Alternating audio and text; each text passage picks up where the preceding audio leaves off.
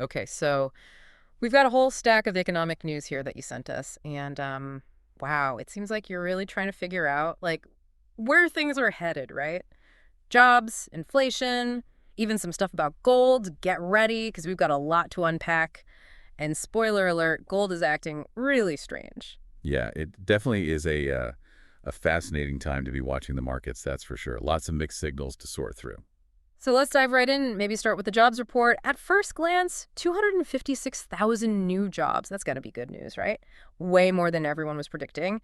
And most of that growth is coming from the private sector. What's your take? Well, yeah, you see that big number and you want to celebrate, but if you look a bit closer, there are definitely some things to be concerned about. The labor participation rate is still pretty low, and continuing unemployment claims, they just hit a 3-year high. So that means more people are having trouble finding new jobs, even with all those openings. Hmm, that's interesting.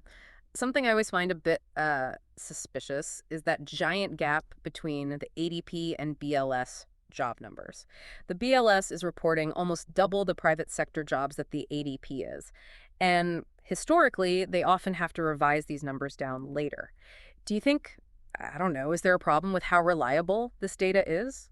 It's a good question. Even Federal Reserve Governor Michelle Bowman has said that these labor reports are getting harder and harder to understand. So yeah, I mean, the job market's not dead in the water, but it's not all sunshine and roses either. Okay, so jobs are kind of a mixed bag then. What about spending? It seems like everyone's still out there shopping like crazy, even with interest rates going up. Retail sales are still climbing. That's got to be a good sign, right? Well, consumer spending is a huge part of the economy, so yeah, it's definitely important, and it is encouraging that it's still strong. But there's also this increase in consumer loan defaults, which might mean that spending is slowing down, not necessarily crashing, but definitely losing momentum. So it's like a tug of war, right? Strong spending on one side and those pesky interest rate hikes on the other. What do you think is going to win out in the end? Well, that's the million-dollar question, isn't it? It's one of those tipping points we've got to watch really closely. If consumers stay strong, that's good for the market, but there's a limit to how much they can carry. Right, right. Okay, let's talk about inflation. Always a fun topic. And it seems like we're getting mixed signals there too. Some folks are saying inflation is making a comeback, and even the Fed is getting nervous. What's your read on the situation? Well, it's true that inflation expectations are going up, and shelter costs, especially something called owner's equivalent rent, that's still pushing things higher. The Fed is definitely concerned and keeping a close eye on it. But hold on, haven't energy prices actually been going down? And what about like all the different ways to measure inflation? There's that market-based core PCE, which seems to be telling a more relaxed story than the regular core PCE. It's kind of confusing, to be honest. Yeah, you've got a good point there. Inflation is a tricky thing, and just looking at one number can be misleading. Different measures tell different stories, and you really have to understand what's driving the changes behind those numbers. Like that market-based core PCE you mentioned, it takes out some of the more volatile parts like food and energy, so you get a better sense of the underlying pressures. So it's all about like digging deeper, going beyond the headlines and understanding the details of how it's measured. Exactly, and that nuanced approach is even more important when we start talking about gold. Ah, yes. The gold spoiler, you said it was acting weird, and I have to know what's going on. So strong jobs report, that should push gold prices down, right? But again, UP, what's happening? Well, the interesting thing here is that central banks all over the world have been buying a ton of Oh. gold lately. And that demand, it seems to be uh, outweighing any downward pressure from the jobs report. Plus, there's always that geopolitical risk factor, right? That tends to make gold more attractive as a safe haven. So gold is kind of like reacting to a different set of rules right now. Some people are even calling it a risk-on asset, like it's behaving more like stocks than a safe haven. What do you make of that? Hmm. I think it's a little more complicated than just saying it's risk on. Gold has its own unique drivers, and central bank demand is a huge one right now. Plus, there's all this extra liquidity in the global economy, and that can flow into both stocks and gold, which can create this kind of artificial correlation. Okay, so it's not as simple as some of the headlines make it seem. It's more nuanced, like with those inflation measures. We need to look at the whole picture to really understand what's going on. Exactly. It's all about connecting the dots and seeing how all these different forces are interacting. And speaking of the bigger picture, let's take a look at the overall investment landscape. Some experts are predicting a big rotation in 2025, moving away from growth stocks and towards more defensive assets and value-oriented stocks. Have you heard much about this? Yeah, actually, some of the stuff you sent me mentioned that Trump's policies, especially the tariffs, could play a role in that shift. But wouldn't the market be more prepared this time, since some of those policies were already in place during his last presidency? That's a good point. The market might have priced in some of those effects already, but there's always the chance of new executive actions that could shake things up. True. And of course, there's the war in Ukraine. That's a huge wild card that could affect everything from energy prices to global trade. How do you see that fitting into the investment outlook? Well, the war in Ukraine is definitely a major geopolitical risk, and it just adds to that overall feeling of uncertainty in the markets. But when it comes to gold specifically, uh, I'd say don't overreact to short-term news.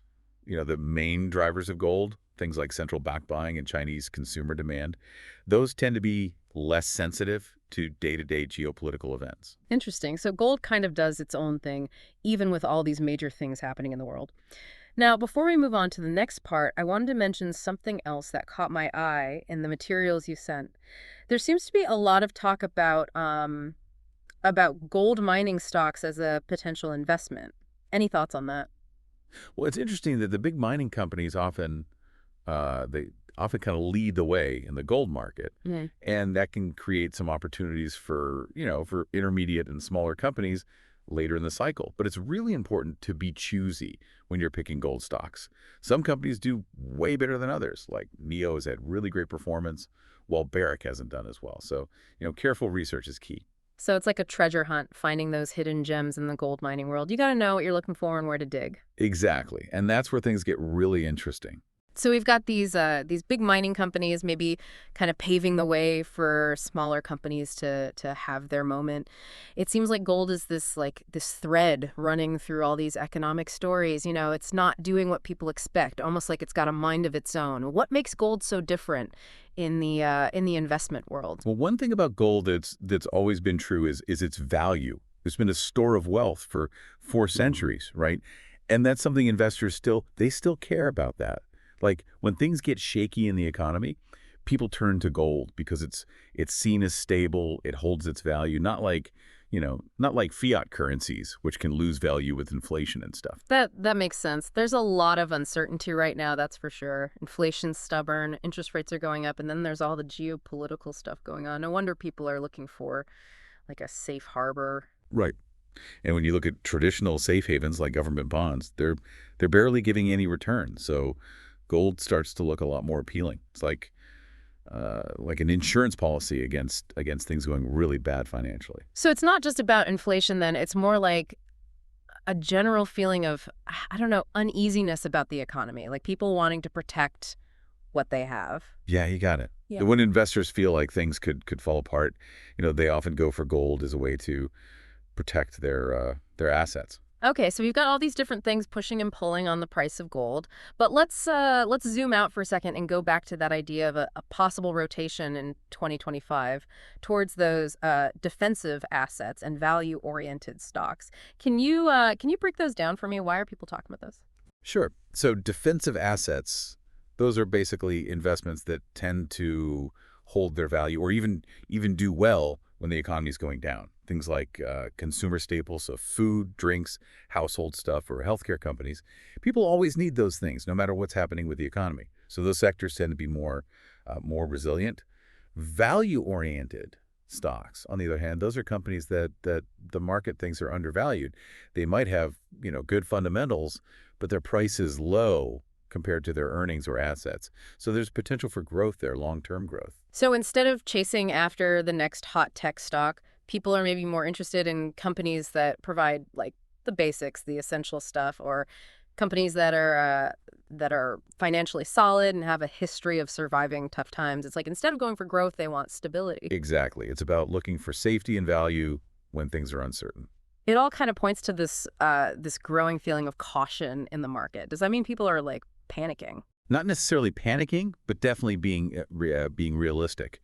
With everything we've talked about, inflation, rates going up, the geopolitical stuff, it makes sense for investors to to rethink how much risk they're comfortable with and maybe adjust their portfolios. So it's less about fear and more about being prudent. Right. Smart investors are always thinking ahead, trying to anticipate what could go wrong and getting ready for both good times and bad times. But doesn't that mean like missing out on big gains? If you're too focused on playing defense, you might miss the next big thing. Yeah, that's true.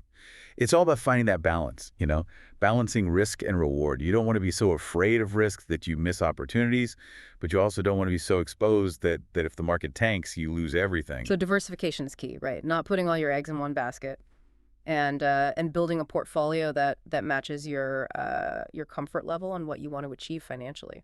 Absolutely. It's Yeah. about having a portfolio that can survive the rough times and also do well when things are good. We've mentioned the war in Ukraine a few times. It's been such a big event with effects all over the world. How do you see it affecting the markets going forward? What should investors be paying attention to? Well, the war in Ukraine is definitely a source of ongoing uncertainty. It's already messed with supply chains, driven up energy prices, and contributed to inflation. But as we talked about before, the direct impact on gold prices might not be as big as some people think.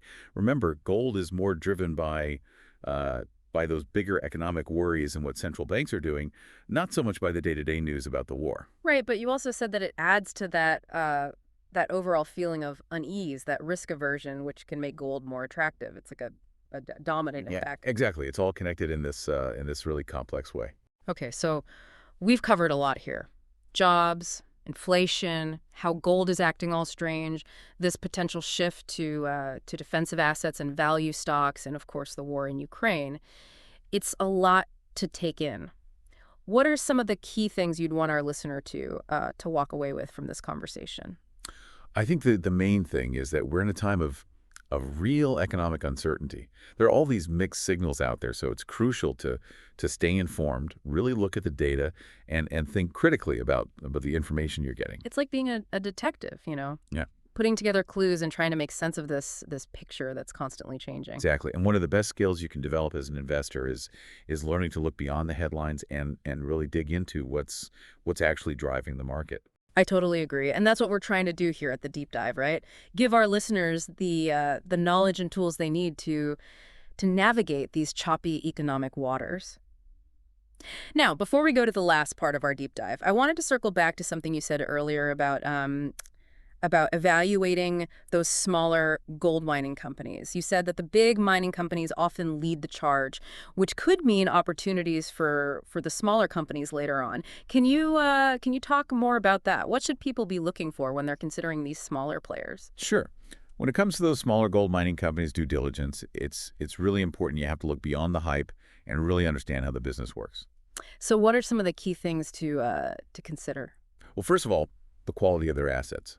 Do they have proven reserves with good grades of ore and operating costs that are manageable? You don't want to invest in a company that's having trouble getting the gold out of the ground efficiently, or if their operating expenses are too high. It sounds like you got to look past the shiny surface and see how the actual mining operation is doing. Do they actually have the goods, so to speak? Exactly. You want to see that they've been successful with exploration, that they're using efficient mining methods, and that they're responsible when it comes to the environment and social stuff, governance. Right, because a brand new mine doesn't mean much if it's full of problems or they're not running it sustainably. What else should investors be watching out for? Another big one is the management team. Are they experienced? Do they have a good reputation?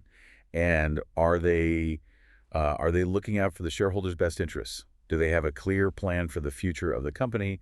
And have they shown that they can actually make those plans happen? So it's about trust and transparency. Do you believe in the people who are running the show? Exactly. You want to invest in companies where the leadership is strong and they're committed to creating value for the shareholders. Okay, so good assets and strong management. What about the financial side of things? What should investors be looking at there? Well, you want to see a strong balance sheet with debt levels they can handle and a clear way to become profitable. Cash flow. That's really important in the mining industry. So make sure the company has a good track record of making money from their operations. So it's not just about how much gold they're digging up. It's about how well they're doing it and if they're actually making a profit. Right. You want to invest in companies that are well run, financially solid, and set up for growth in the long term. Are there any other red flags that people should be aware of when they're looking at these smaller mining companies? One thing to think about is the geopolitical risks where the company is operating. Is there political instability? Are there problems with regulations or security concerns? Those things can impact how they do business. Right, because even the best mining company can't control what happens in the country where they're working. Exactly. It's about understanding the bigger picture and what the potential risks are. So it's really like detective work, huh? You got to gather all the clues, analyze the evidence, and then make a decision based on how much risk you're comfortable with and what you want to achieve with your investments. Yeah, I couldn't have said it better myself. It's about being thorough, being choosy, and being willing to do your research. That's great advice. It sounds like there's a lot to think about when you're getting into gold mining stocks. But before we get too lost in the details, let's switch gears a bit. One of the articles you sent really emphasized how the way experts interpret the same data can tell you a lot about their biases and how they see the world. Yeah, that's a really interesting point, and so important nowadays with so much information coming at us all the time. Data by itself doesn't tell you anything. Yeah. It's how we interpret it, how we frame it, that shapes how we understand things. It's like looking at a painting, right? Everyone sees something different depending on their perspective and what they've experienced. Exactly. And that's why it's so crucial to be aware of our own biases, to look for different perspectives, and to be willing to challenge our own assumptions. It's about being an active part of how we create meaning, not just passively taking in information. I couldn't agree more. We live in a world where information is constantly bombarding us, right? It's easy to get lost in all the noise and lose sight of what's really important. So we need to be critical thinkers, asking tough questions and digging deeper to find the truth. But how do we do that? How do we do that well when there are so many different opinions and interpretations out there? Well, one way is to focus on where the information is coming from, who's presenting the data, Mhm. and what's their agenda. Are they trying to sell you something, or are they trying to push a particular viewpoint? Understanding why they're giving you the information can help you figure out if it's credible. That makes sense. It's like when you're in court, right? You want to know if a witness is biased or if they have some other reason for saying what they're saying. What are some other ways to navigate this ocean of information? Another important step is to look for arguments that are based on evidence. Mhm. Does the analysis actually match the data, or are they just picking out the facts that fit their story? Are there any logical fallacies or things that don't make sense in their reasoning? So it's about being a careful consumer of information, right? Not just accepting things at face value, but really looking at the evidence and the arguments. Exactly. And it's also important to remember that no one expert has all the answers. Mhm. Looking for different perspectives, considering different viewpoints, that can help you get a more balanced and informed understanding of what's going on. That's great advice. It's about having that healthy skepticism and being willing to have a real discussion, you know? I agree. Now, before we finish up this part of our deep dive, I wanted to touch on something else that came up when we were talking about gold. That idea that it's not just an inflation hedge anymore, but more of a reflection of that general feeling of unease and wanting to protect your wealth when things are uncertain. Do you think that's accurate? I think it's a really nuanced and insightful observation. Gold has always been kind of unique in the financial world, and its role seems to be evolving as we go through these turbulent economic times. It's almost like gold is this barometer of our collective anxiety, like a real tangible representation of our fears and uncertainties about the future.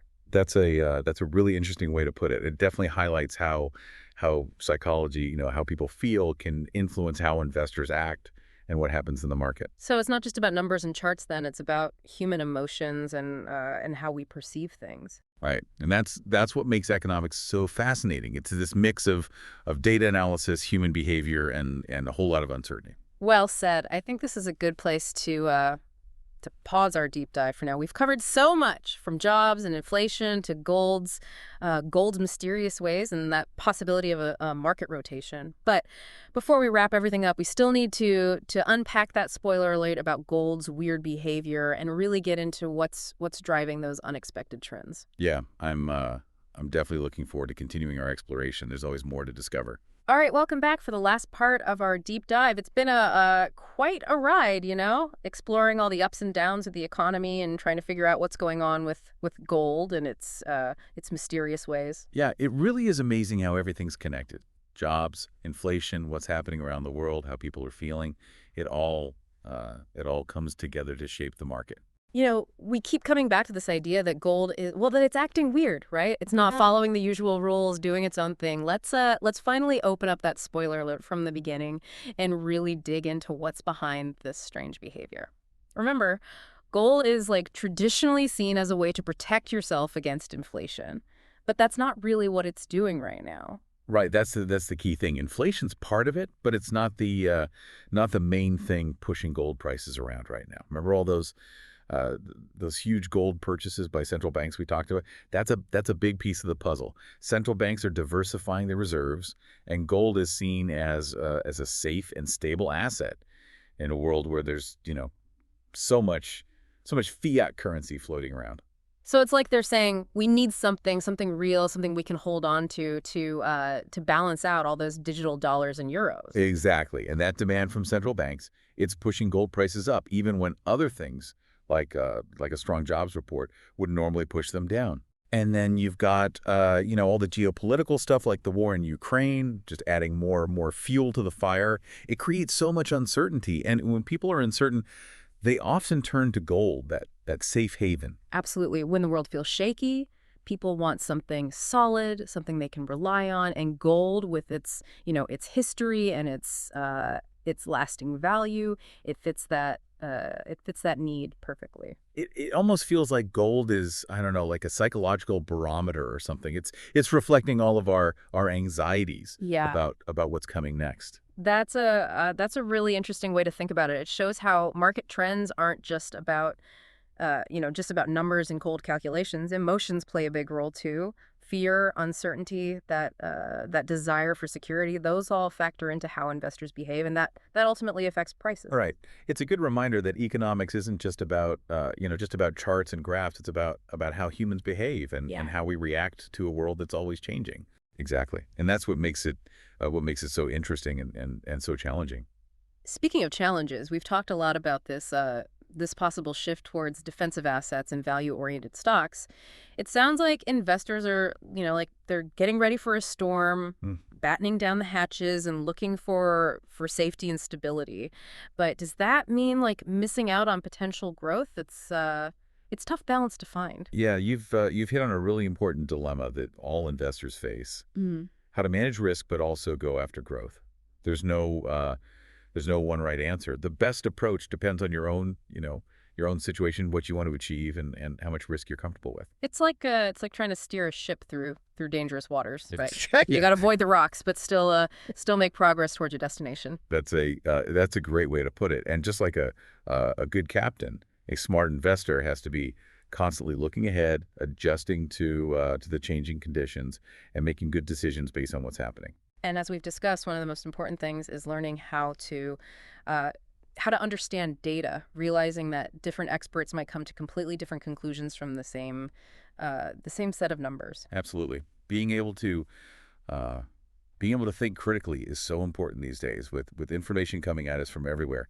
We need to be careful about what we accept as true. We need to question assumptions, check our sources, and look beyond the headlines to really get the full story. It's like becoming an economic detective, Right. carefully gathering the clues and figuring out what's real and what's not. Exactly. And that's what we've tried to do in this deep dive, give you the tools and insights you need to navigate the market, understand what's happening, and make better decisions. Well, I feel like we've only just scratched the surface, but in a good way. It's made me even more curious and given me a lot to think about as I keep learning about all this stuff. And that's the great thing about learning. It's a journey that never ends. There's always something new to discover. Well said. I want to thank you so much for sharing your expertise with us today. It's been a really insightful conversation. The pleasure was all mine. I, I always enjoy getting into these fascinating topics. and to our listener, thank you for joining us for this deep dive into the world of of economic signals and gold's unusual behavior. Remember, knowledge is power. The more you understand what's happening in the market, the better prepared you'll be to handle those uncertainties and reach your financial goals. So until next time, keep those minds working and those questions coming. We'll be back soon with another deep dive into a topic that's caught your attention. In the meantime, keep exploring, keep learning, and keep pushing yourself to think critically about the world around you.